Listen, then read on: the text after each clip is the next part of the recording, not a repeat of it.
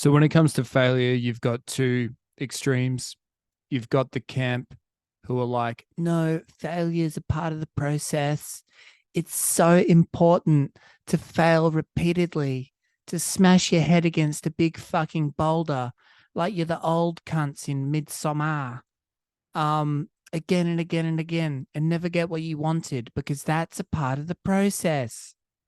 And then you got the Peter Thiels of the world who are like, no, failure's overrated.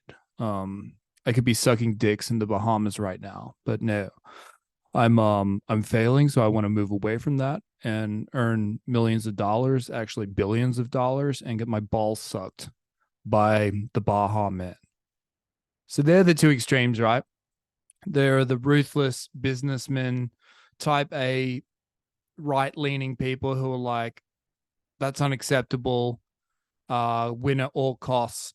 And then you've got the kind of greedy lefty, yeah, who cares, man? It's all good. Those people. And the older I get, the more I feel like I understand failure. And my own personal view is that it's a matter of framing, not to go all fucking Alex Hormozy on your ass. That prick is fucking everywhere. But yeah, I think how you look at your own life and your own work determines whether you see yourself as a failure and whether what you're doing is worthwhile. So, for example, you may be familiar with that podcast, Are You Garbage?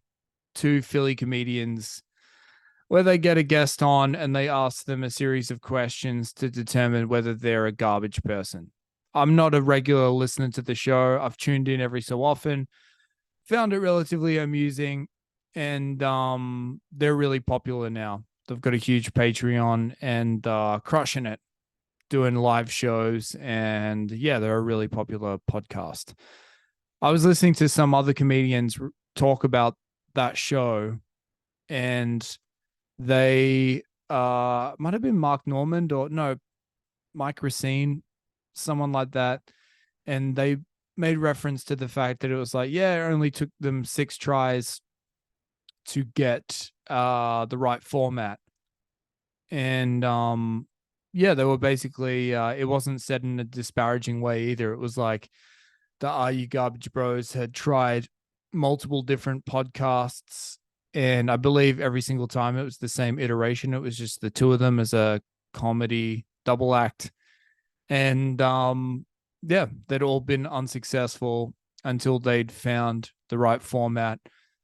And then the zeitgeist was aligned with that format, and then they got popular.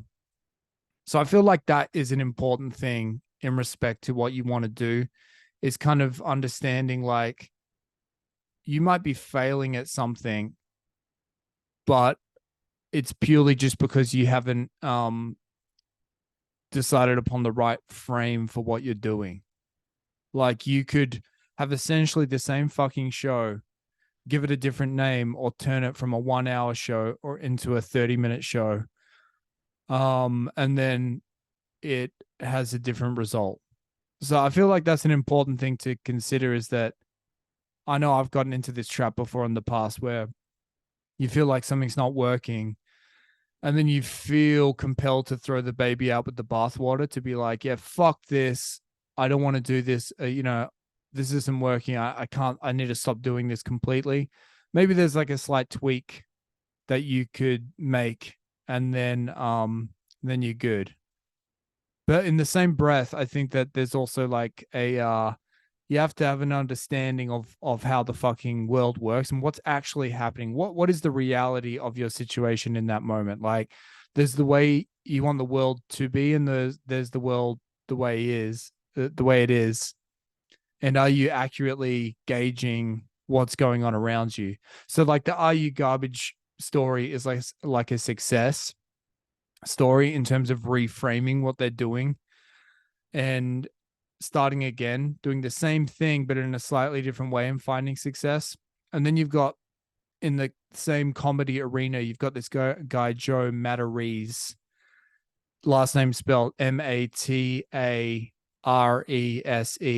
who's this middle-aged New York comedian who's been kicking around the New York scene for years and years and years. And he has tried to rebrand himself a million different times. There's this amazing fucking documentary. I think it's a multi-part documentary on YouTube by this British YouTuber. I think he's a VTuber where you don't know what he looks like. He's just got his face. I mean, sorry, his voice on YouTube. And anyway, his name's Porcelain, Porsalin, Porcelain. If you type in Porcelain Joe Matarese documentary, you should find it on YouTube. This guy Joe Matarese is just not that fucking good at comedy. Essentially, I think he's an okay stand-up by all accounts, but he hasn't embraced the internet that well, and he's tried to rebrand himself in multiple different ways, and it hasn't fucking worked. And so if you're looking for a cringe documentary on YouTube, that's a really good one. And it's an example of someone not understanding the frame of like reality. And it just has kind of like an unwavering commitment to keep trying something, even though there's no fucking gold there to be mined. It's not gonna fucking work. And it's almost like a disaster artist type of story where the only thing that's come out of it is that people find his attempts so laughable that the only notoriety he has gotten is from people lampooning it. So in that instance, he's got like a reality frame problem, but ultimately it's still like a frame issue. So I feel like that's one thing that I understand more with failure is that it comes down to the frame, not necessarily the content itself. It's kind of like what you're doing in terms of getting it out of your head and onto the page or onto the mic or whatever. And then once you've manipulated that, then you can basically have a different relationship to what you're doing, and then you feel a little bit less like a loser, even though you're not necessarily getting the results that you want in the first place. So I feel like that's an important thing. You can still have failure, but you can still have a fucking Peter Thiel approach and be moving towards success, at least in theory, unless you're Joe Matarese. And I guess the final thing that I'd say about whether failure is overrated or not is that I think a big mistake people make is that they don't understand what they've got till it's gone. Like most things that are created, the vast majority of things are completely mediocre. And that there are the rare exceptions of things that are absolutely unbelievable, and then there's things that suck. Disaster artist, Joe Matarese podcast realm. Most things are in the middle. And I think this applies to all things in life, like friends, like fucking periods in your life, romantic partners, whatever. There's a tendency when you're winning to take your foot off the gas and be like, I'm fucking crushing it here, and take what you've got for granted and not capitalizing on the opportunity that you've been given, because opportunity to have some type of traction and I don't know, to feel like you're really fucking living, it's rare.